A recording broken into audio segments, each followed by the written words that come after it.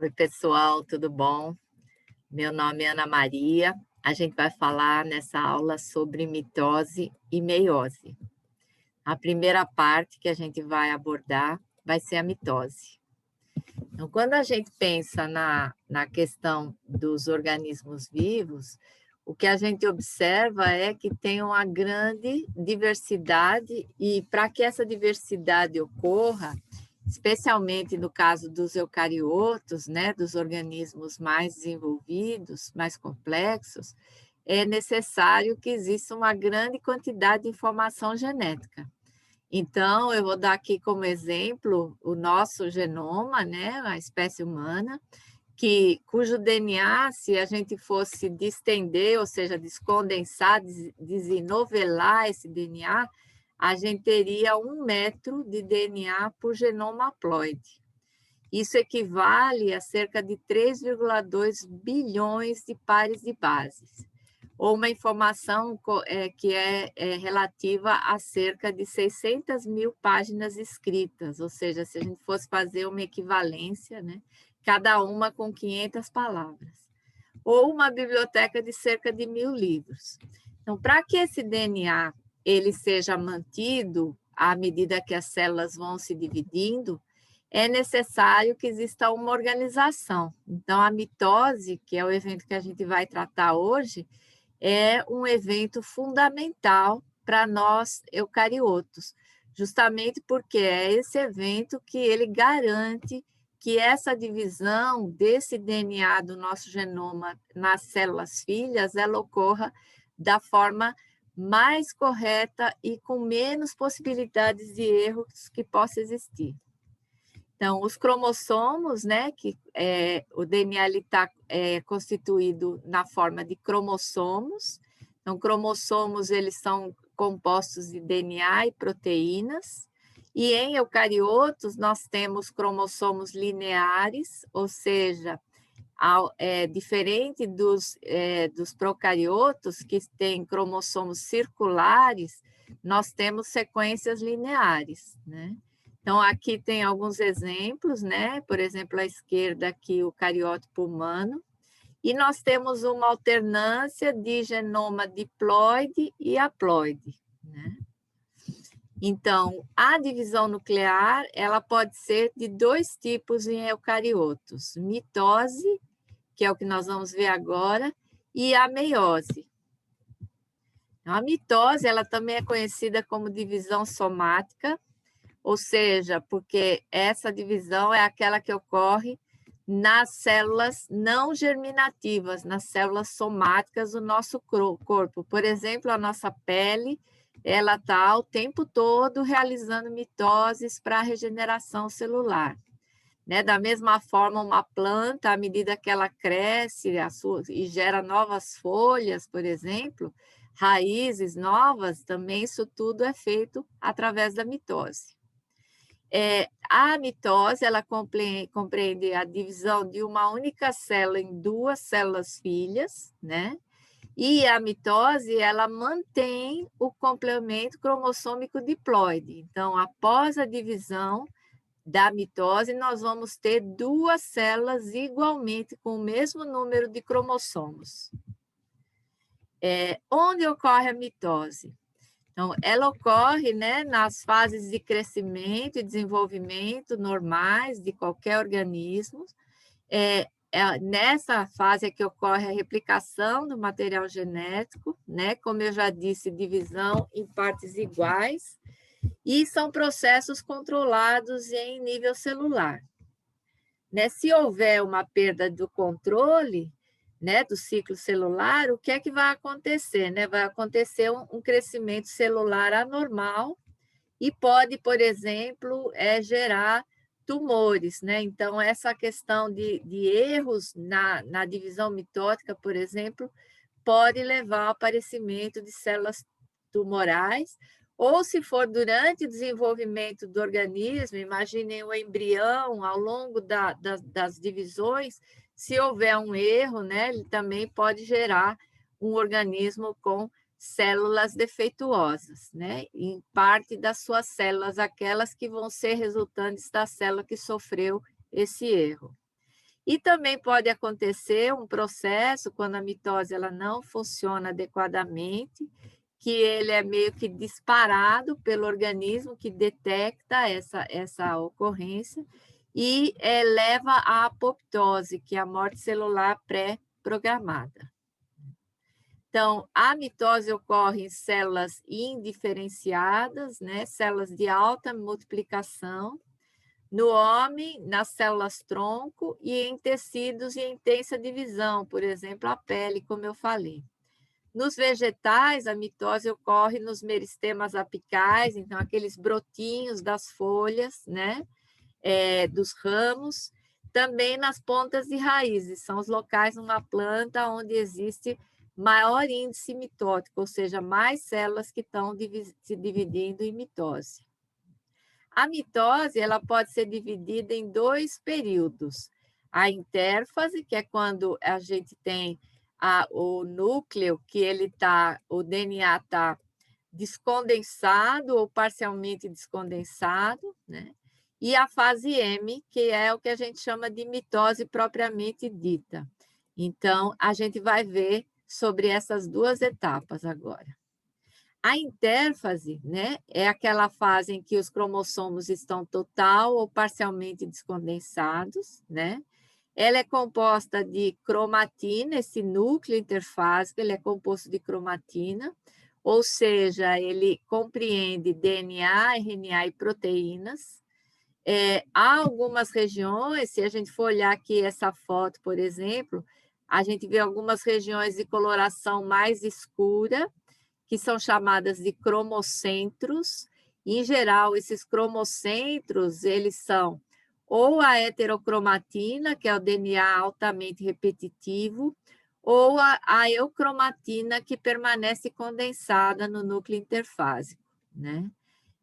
Há uma região também que é descondensada, ou seja, ela não está criando, não está nessas regiões mais coradas, ela é chamada, de uma forma geral, de cromatina difusa, né?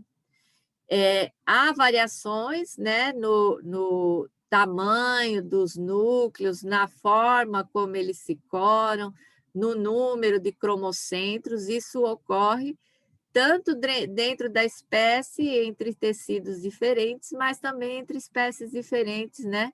Em decorrência, por exemplo, do tamanho do genoma diferente, do número de sequências repetitivas diferentes, etc.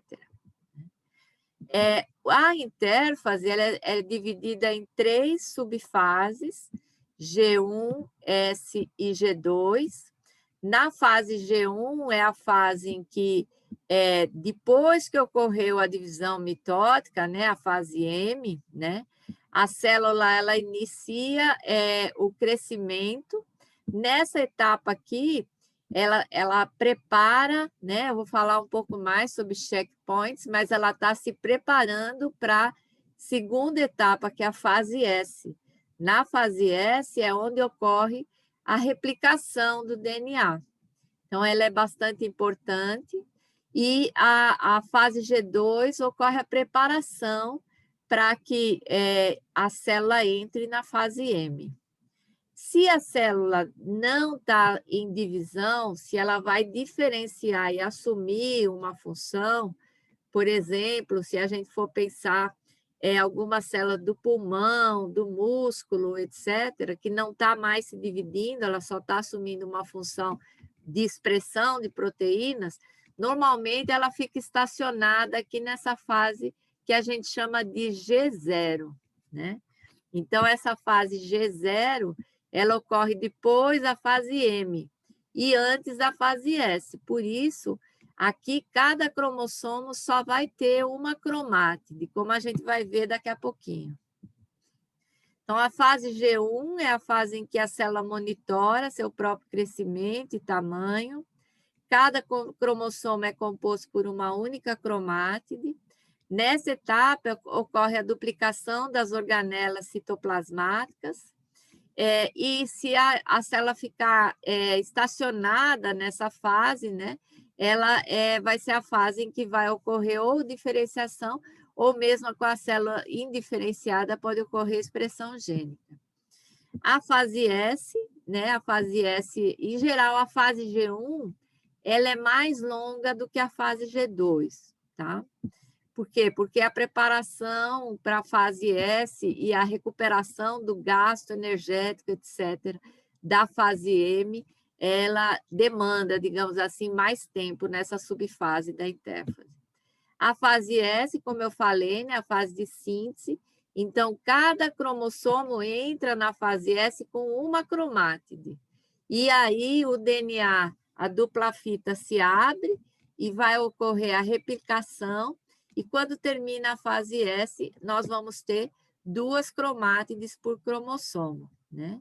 As cromátides irmãs, nessa fase, elas são unidas pelo centrômero, mas os braços das cromátides é importante também que eles fiquem juntos para que eles não fiquem soltos e mais existe um maior risco, né, de quebra mecânica. Eles são unidos os braços são unidos pelas coesinas, né? Que é uma proteína, a coesina, de manutenção estrutural do cromossomo. A outra etapa da intérfase é a fase G2. Nessa fase, a célula se prepara para a mitose e já tem 2 cromátides por cromossomo. Como eu falei antes, nós temos alguns componentes que fazem com que existam checagens durante a mitose para ter certeza de que está tudo ok antes de seguir para a etapa seguinte. Então, são chamados de checkpoints em inglês, em português são pontos de checagem, né? E eles também são importantes para a definição do destino celular. Em alguns casos, por exemplo, como eu falei, a célula estaciona em G1. Em outros casos, as células elas têm que assumir um papel para diferenciação, ou seja, elas não são mais células indiferenciadas que estão lá em divisão constante. Então, nesse ponto, esses pontos de checagem, tem algumas proteínas que são importantes, as CDKs, por exemplo, que são as quinases dependentes de ciclina. Em alguns livros, vocês vão encontrar como sinases dependentes de ciclina. Os 2 termos são corretos, né? E elas são chamadas de CDKs, as ciclinas, propriamente dita, e os inibidores de quinases dependentes de ciclinas, né? Então, são CKIs. Então, só para vocês terem uma ideia, eu coloquei aqui uma figura em que mostra, né, alguns desses componentes, por exemplo, a CDK1 e a SIC-A, SIC-B, então a quinase dependente de ciclina 1 e a ciclina A e B, que elas têm um papel importante na fase G2, a CDK2, 3 e 4 e a ciclina D, que ela está entre o final da mitose e o início da fase G1, a CDK2 e a ciclina E, que ela aparece nesse momento aqui para verificação de todas as etapas antes da fase S, e a CDK2 e a ciclina A. Esses são alguns exemplos, mas se vocês forem olhar, tem outros elementos, tá? A gente só está colocando aqui para vocês terem ideia.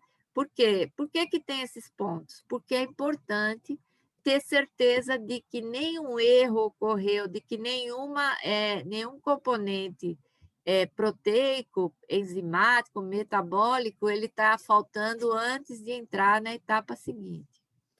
A duração do ciclo celular é variável entre diferentes organismos e até entre diferentes tecidos de um indivíduo, né? Então, nós temos, por exemplo, alguns tecidos onde a divisão ela é mais rápida, em outros ela leva, por exemplo, 25, 26 horas, quando num outro ela leva cerca de 20 horas. Mas, em média, a divisão da nossa célula humana, por exemplo, ela leva 23 horas e meia em células não diferenciadas cultivadas in vitro. Então, por que tem essas diferenças, né? Os motivos são mecanismos específicos de controle do ciclo celular Então, uma determinada célula, digamos, usando o exemplo humano, do fígado e outra célula do estômago, elas têm pontos de controle diferentes, e entre espécies diferentes, um fator importante é o tamanho do genoma. Então, a gente sabe que há grandes diferenças no tamanho do genoma entre os organismos e, naturalmente, genomas maiores eles tendem a ter duração maior do ciclo celular. Mas nem sempre isso é uma regra, só que a gente não vai ter tempo de conversar aqui, mas eu posso falar com vocês a respeito na nossa aula de discussão dos assuntos. Como é que se mede esse tamanho do genoma, né? Isso é medido, o tamanho do genoma ele é medido numa unidade chamada de valor C. O valor C, o que é? Ele é a menor quantidade que uma célula de um organismo eucarioto pode ter. Ela equivale à quantidade de DNA de um núcleo haploide, de um gameta haploide, né? E ela é medida em uma unidade de peso chamada de picograma. Como é essa unidade, né? Picograma equivale a 10 elevado a menos 12 grama. Se a gente pegar uma grama, depois nós temos 1000 a menos micrograma, miligrama, 1000 a menos micrograma, 1000 a menos picograma. Né? Então, é uma unidade de peso derivada da grama, né? E um picograma equivale a 978 milhões de pares de bases, né? Ou de nucleotídeos. Em humanos, por exemplo, nosso genoma medido em picogramas, ele diferencia machos de fêmeas, porque as fêmeas têm 2 cromossomos X, o X é maior que o Y, né? E o macho tem o X e um Y, então os machos têm 6,41 picogramas e as mulheres 6,51. Isso na célula diploide, tá? Então, como é que se mede esse valor C? Isso pode ser medido em um fotomicroscópio adaptado com um densitômetro, mas isso foi a técnica usada, digamos assim, nos primórdios dessa medição. Hoje em dia se usa um citômetro de fluxo ou espectrômetro de fluxo, e ele avalia a densidade, volume e consegue medir qual o tamanho, o peso do DNA em picogramas e seu tamanho também em pares de bases, bem como distingue a quantidade, as proporções das bases AT, adenina, timina ou guanina, citosina, né, GC. Voltando para a mitose, o que é que nós temos então? Na mitose, na fase M, ela se inicia com a prófase. A prófase ela é a subfase mais longa da fase M, né? Ela é a fase em que os cromossomos começam a se condensar. Vocês já viram aula sobre a cromatina, né? A condensação é baseada mediada pelas histonas, né? Então, nessa fase é que essa condensação se inicia, e à medida que a condensação avança, já é possível visualizar longos filamentos. No final da prófase, quando os cromossomos eles já estão mais condensados, mas ainda não estão completamente condensados, a gente chama essa fase de prometáfase. A etapa seguinte, a metáfase, é a etapa em que os cromossomos já estão completamente condensados, eles estão no grau máximo de condensação. Já é possível visualizar que o cromossomo tem 2 cromátides, que ele tem uma região que a gente chama de constrição, né, que é o centrômero, a constrição primária. A gente vai ver mais daqui a pouquinho, né? E o fuso acromático ele empurra esses cromossomos para a região mediana da célula, formando a placa metafásica ou placa equatorial, né? Porque elas ficam na região que é conhecida como a região equatorial da célula. Nessa etapa, as coesinas elas estão unindo as cromátides irmãs, né? E a condensina ela está cumprindo um papel importante na condensação final dos cromossomos. Então, eu só vou mostrar aqui de novo, né?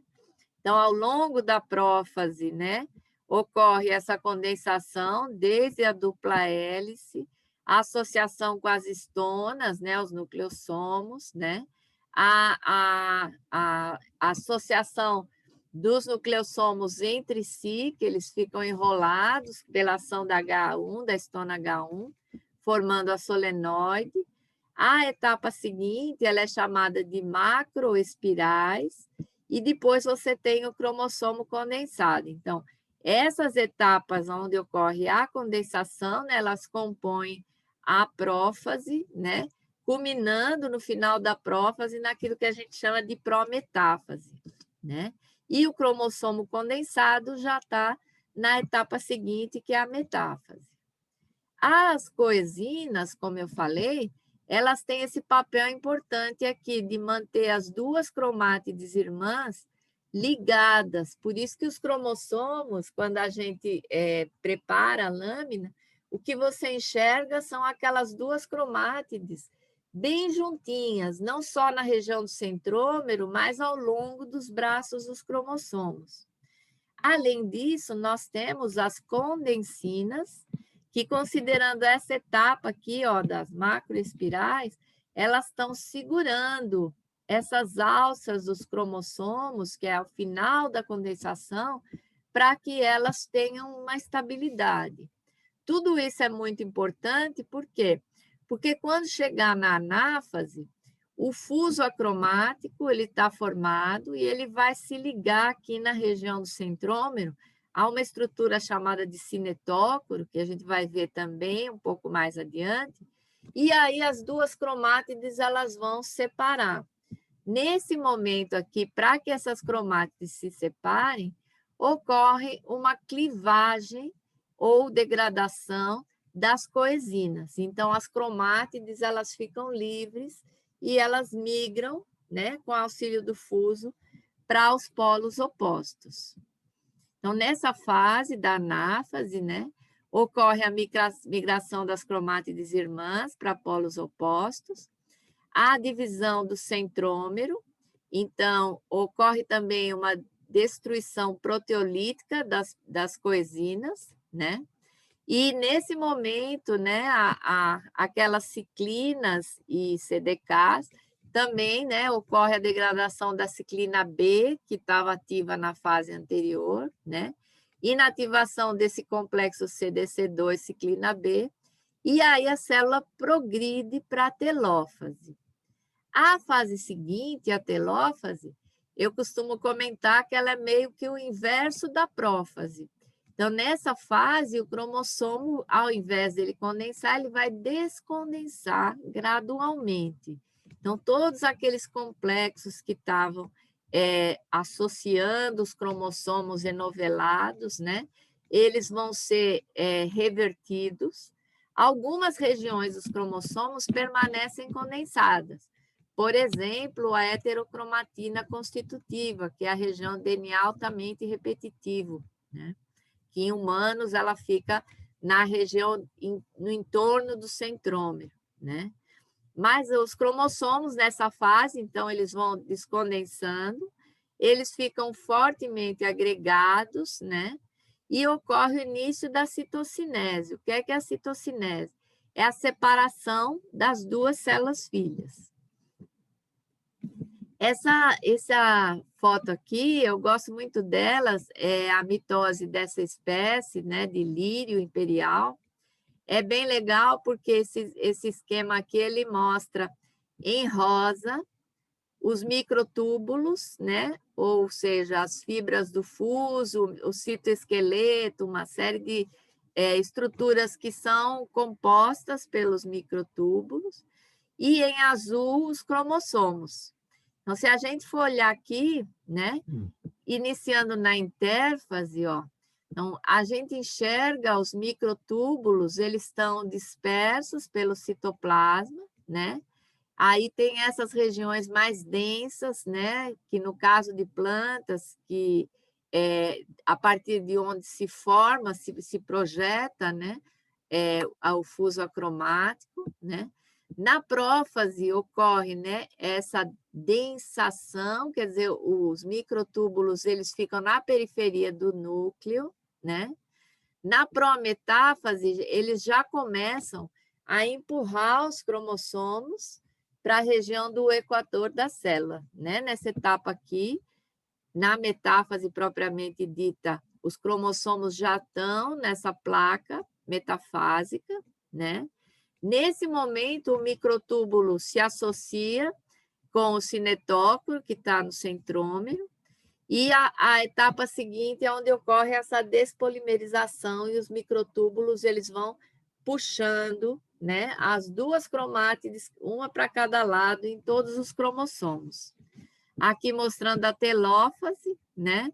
Vocês vejam que aqui, ó, os microtúbulos eles já estão reorganizando essa separação, né? Então, eles têm um papel bastante importante ao longo de todo o processo da mitose. Aqui só mostrando, né, no caso da mitose, como eu falei, ela é uma divisão conservativa, ou seja, ela mantém o número de cromossomos. Então, nós iniciamos a mitose, por exemplo, de humanos, né, com 46 cromossomos na célula diploide e ela termina com 46 cromossomos.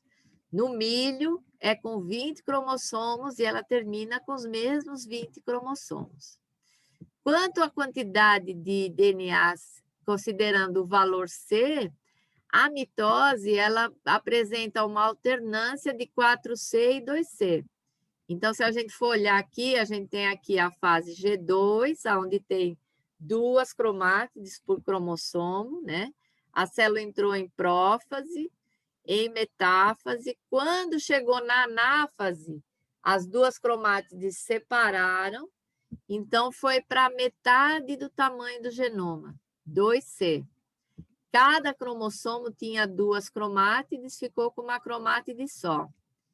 Telófase, a mesma situação. Lembram que a telófase é uma fase onde ocorre a descondensação, né? Depois a citocinese. Aí a fase G1, ela já é parte da intérfase. A G1 continua cada cromossomo só com uma cromátide. E na fase S, o DNA é replicado e retorna, né, a ter 2 cromátides por cromossomo e 4C a quantidade de DNA. Então, até o final da fase G2, essa situação é mantida.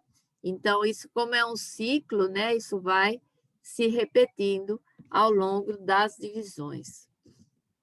Então, quais as consequências da mitose, né? Então, na fase S ocorre a replicação do DNA, na anáfase, né, a separação das cromátides irmãs, não há alteração do número cromossômico, então como eu disse, é uma divisão conservativa. Cada uma das células filhas é idêntica à célula mãe, a não ser que ocorra uma mutação, um erro, né? Então, desde que a mitose ela ocorra sem nenhum transtorno, sem nada inesperado, vai gerar células filhas idênticas à célula mãe. A mitose, ela pode, para fins de estudo ou mesmo na natureza, ela pode sofrer a ação de substâncias, né? Que são chamadas no seu conjunto de inibidores mitóticos, né? Essas substâncias, elas são consideradas citotóxicas, quer dizer, elas afetam as células, né? Então, mas elas também podem ser usadas para fins laboratoriais. Por exemplo, nós usamos no nosso laboratório, aqui na UFPE, colchicina e 8-hidroxiquinoleína. Esses 2 compostos, eles estão aqui, ó, nessa etapa aqui, colchicina e 8-HQ, tem outras substâncias, né, do mesmo grupo de ação. Essas substâncias, elas inibem a formação do fuso acromático. Então, o que é que acontece? Os cromossomos, eles vão se condensando, mas os microtúbulos, né, o fuso acromático, ele não vai ser formado. Então, o que é que acontece? A gente tem um acúmulo de metáfases. E isso é bom quando você quer fazer células com muitas metáfases para você estudar uma espécie do seu interesse. Então, se faz isso com material humano, né? A partir de cultivo de sangue periférico, se faz isso com pontas de raiz ou brotos nas plantas, etc., para fins de estudo. Né? Alguns inibidores também são usados para sincronização celular, que é o caso, por exemplo, desse aqui, a hidroxiureia, que a gente usa no laboratório, e nesse caso, o que é que acontece? Todas as células vão parar nesse ponto aqui, no final de G1, início da fase S, elas estacionam. Então, você deixa isso por algumas horas e depois você remove essa substância e as células elas vão estar todas mais ou menos na mesma fase. Então, se você depois usar a colchicina, por exemplo, você vai ter muito mais metáfases para fazer os seus estudos, né? Por que que a gente estuda a metáfase? Porque a metáfase é a etapa onde a gente consegue avaliar melhor a morfologia dos cromossomos. Os centríolos, eles são estruturas compostas de 9 microtúbulos triplos, né? A proteína constituinte, a tubulina, é o centro de emissão, né, do fuso acromático em animais e protistas. Como eu mostrei naquele slide, no caso de plantas, não há os centríolos, né? Mas eles são estruturas que estão presentes na maioria, né, dos animais, dos demais eucariotos. Então, nessa região, aqui está mostrando os 9 microtúbulos triplos, né, 3, né, cada um dessas trincas aqui, né? E eles têm essa posição assim, meio que num ângulo de 90 graus, como está mostrado aqui. Então, a partir dos centríolos é que se projetam as fibras do fuso acromático. Aqui tem uma ilustração de um cromossomo metafásico mitótico típico, né? Então, vejam que o cromossomo, ele compreende, né, o DNA altamente enovelado. Quando a gente olha no microscópio óptico, a gente não enxerga, mas no microscópio eletrônico, a gente enxerga essas pequenas fibras aqui, todas enoveladas, né? Então, nós temos 2 cromátides irmãs, né? Aqui, nessa região do centrômero, né? Nós temos dentro, antes aqui dessa região dos microtúbulos, essa camada aqui, onde fica o cinetócoro. O cinetócoro, ele tem uma composição que ela, digamos assim, se ajusta como chave e fechadura com o microtúbulo, então forma essa associação extremamente íntima, e aí quando a tubulina despolimeriza, os cromossomos, eles migram para polos opostos, né? A gente diz que eles segregam, né? As cromátides, como eu já disse, são compostas, né, também chamadas de cromonema, composta de DNA, proteínas e RNA, né? Essa região onde tem a constrição primária é o centrômero, né? Nós já falei sobre os cinetóculos. As extremidades dos cromossomos são chamadas de telômeros e nós temos a constrição secundária. Então, vou falar primeiro sobre a constrição primária ou centrômero. É uma região parcialmente descondensada do DNA, né? A maioria dos cromossomos só tem um centrômero, é um cromossomo monocêntrico.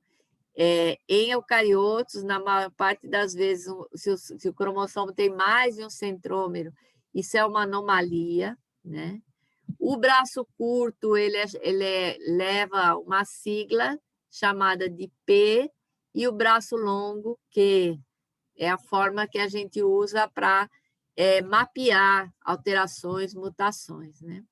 E a posição do centrômero é o que define a morfologia do cromossomo.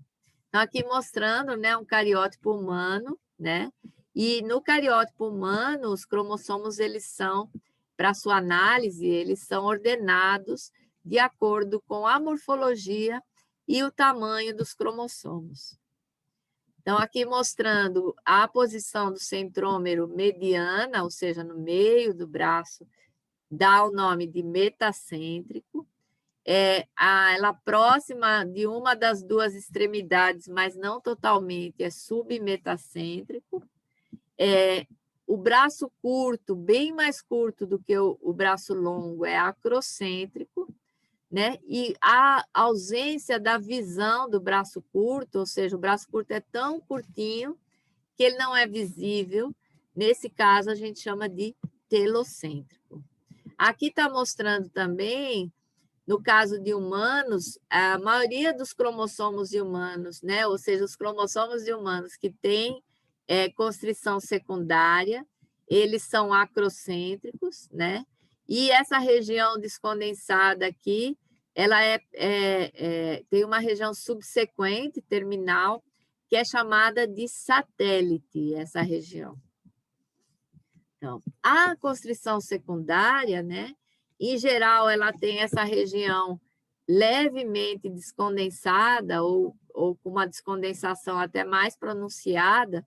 Por quê? Porque nessa região tem genes que, mesmo quando o cromossomo está totalmente condensado na metáfase, essa região continua transcrevendo RNA ribossomal. Então, nessa região é rica em genes codificantes de RNA ribossomal. Ela também é chamada de ROM, região organizadora do nucleolo.